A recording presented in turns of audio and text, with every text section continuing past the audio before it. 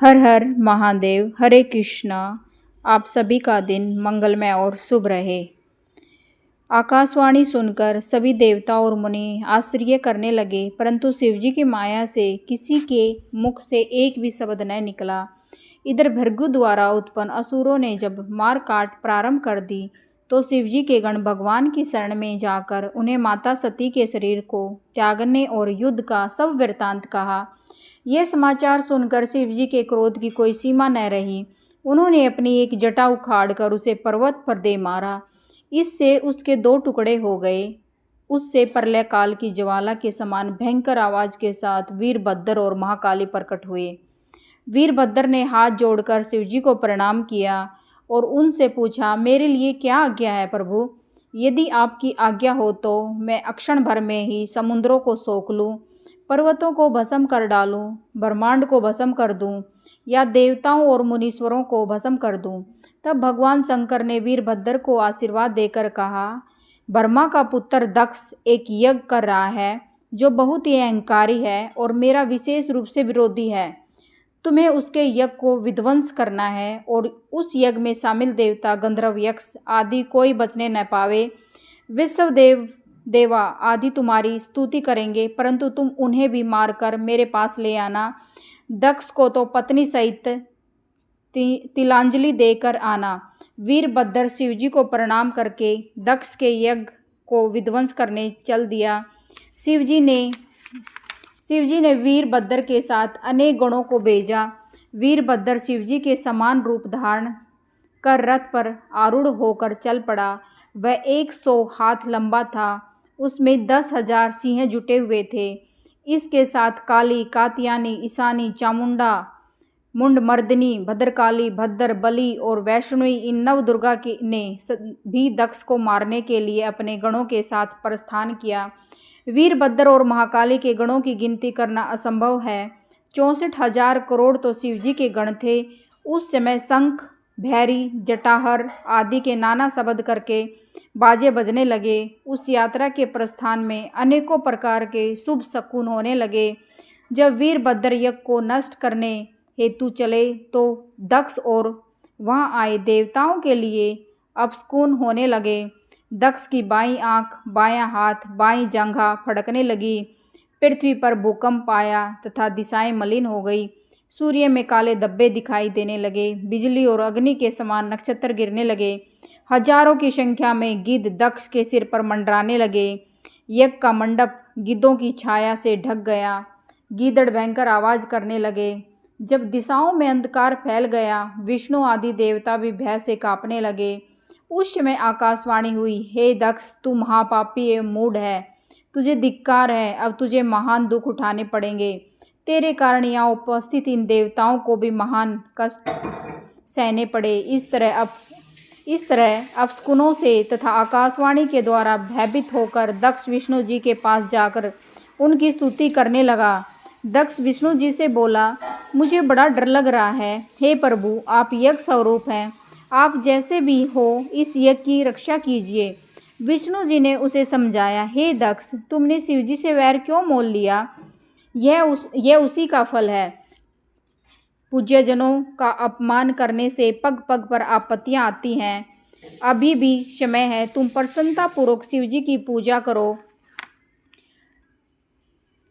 चक्कर से वीरभद्र पर प्रहार किया, परंतु वीरभद्र ने अपने अद्भुत तेज से चक्कर को प्रभावहीन कर दिया।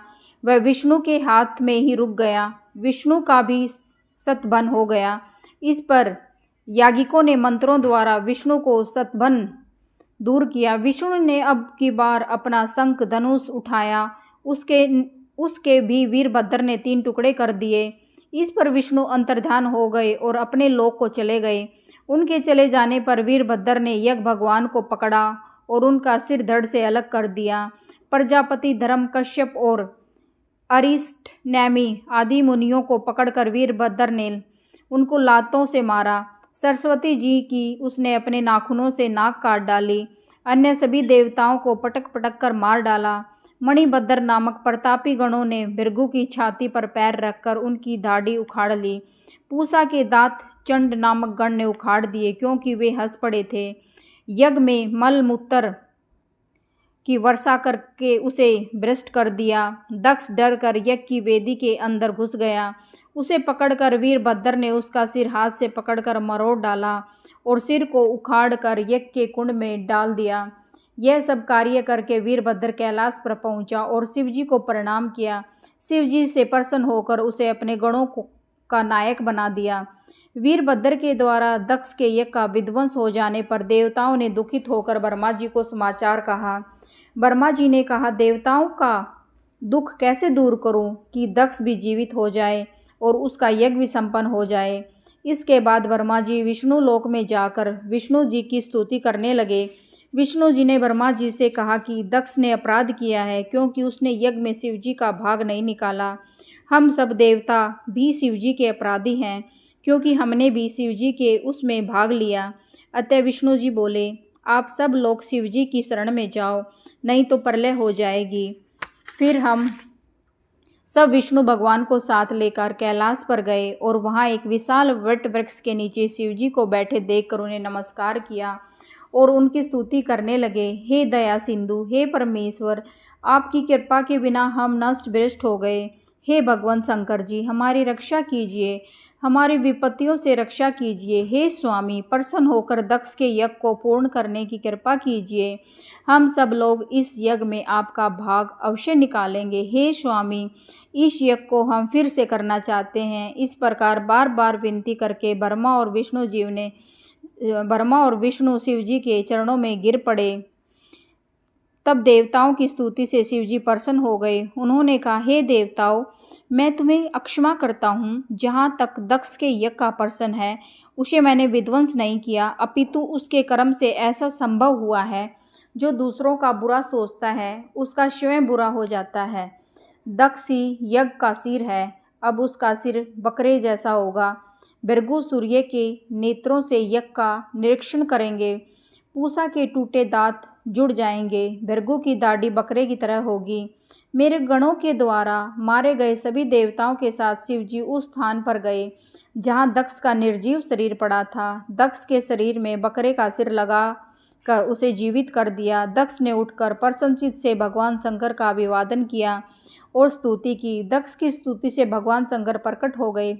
ब्रह्मा जी बोले, इसके बाद मैंने और भगवान विष्णु ने इंद्रादि लोकपालों ने भगवान शंकर की स्तुति की। सबके द्वारा की गई स्तुतियों से प्रसन्न होकर भगवान शिव ने दक्ष से कहा, हे दक्ष, तू मुझे परमेश्वर मानकर ज्ञानपरायण होकर कर्म करो। तुम यह बात समझ लो कि मैं ही समस्त संसार का एकमात्र सृष्टा हूँ। विष्णु भगत को मेरी निंदा नहीं करनी चाहिए। मेरा भगत भी विष्णु की निंदा न करे। यदि कोई ऐसा करेगा तो दोनों के श्राप से तत्व को प्राप्त नहीं करेगा।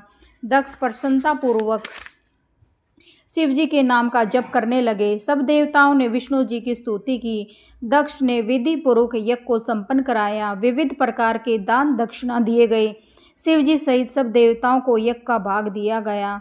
यज्ञ की समाप्ति पर सब देवता शंकर भगवान का गुणगान करते हुए अपने अपने स्थानों को पधार गए। शिवजी भी अपने गणों के साथ कैलाश पर चले गए। ओम नमः शिवाय। हर हर महादेव।